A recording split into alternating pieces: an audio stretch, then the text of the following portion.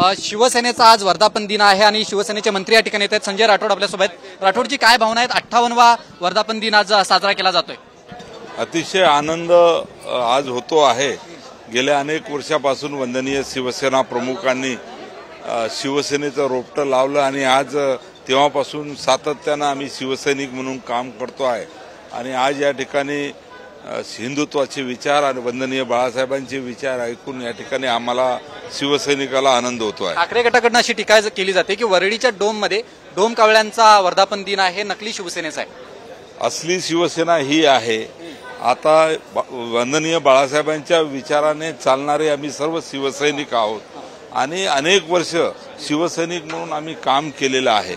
कधी आयुष्यातही वाटलं नव्हतं की आम्ही आमदार बनून जाऊ, आम्ही मंत्री बनू, कारण आज वंदनीय बाळासाहेबांच्या विचाराने एक साधा शिवसैनिक म्हणून मी काम सुरू केलं होतं आणि आज जे काही बाळासाहेबांच्या विचाराने ही पदं मिळालेली आहे त्या पदामुळे आम्ही इथपर्यंत पोहोचलो आहे आणि आता आमचे मुख्य नेते सन्माननीय राज्याचे मुख्यमंत्री एकनाथजी शिंदे साहेब यांच्या नेतृत्वामध्ये वंदनीय लोकसभेमध्ये ज्या पद्धतीनं यश मिळालेलं आहे शिवसेनेचं, स्ट्राईक रेट जास्त आहे, याच अनुषंगानं आज विधानसभेचं रणशिंग फुंकलं जाईल।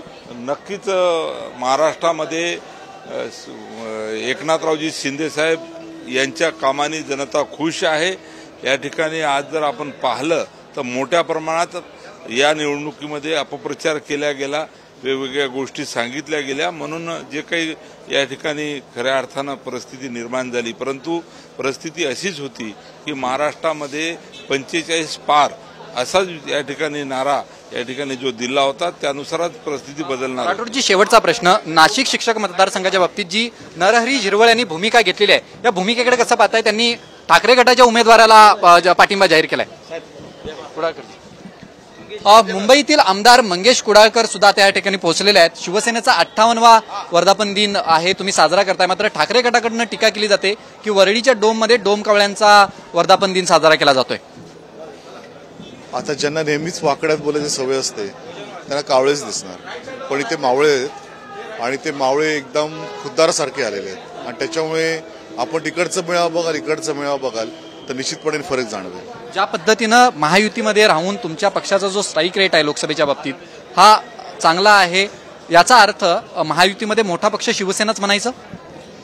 आता स्ट्राईक रेट आणि जो मतदारांनी कौल दिलेला आहे तो बघता निश्चितपणानं शिवसेनेला जो धनुष्यबाण मिळालेला आहे, शिवसेना हे नाव मिळालेलं आहे, ते बघता निश्चितपणाने हा शिवसेनेचाच अधिकृत मेळावा आहे। महायुतीच्या बाबतीत एक प्रश्न आहे, नाशिक शिक्षक मतदारसंघाच्या बाबतीत नरहरी झिरवळ यांनी थेट ठाकरे गटाचे उमेदवार गुवळे यांना पाठिंबा दर्शवलेला आहे। कसं बघताय? कुठेतरी महायुतीतले आमदारच महाविकास आघाडीच्या मदतीला जाताना पाहायला मिळतात।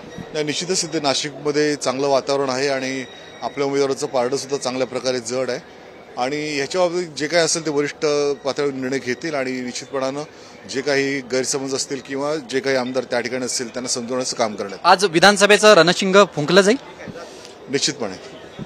मुंबईतील आमदार मंगेश कुडाळकर होते, त्यांनी असं स्पष्टपणे सांगितलेलं आहे की आज विधानसभेच्या निवडणुकीचं रणशिंग जे आहे हे या ठिकाणी फुंकलं जाईल। व्हिडिओ जर्नलिस्ट चरणसह मी विशाल पाटील, TV9 मराठी।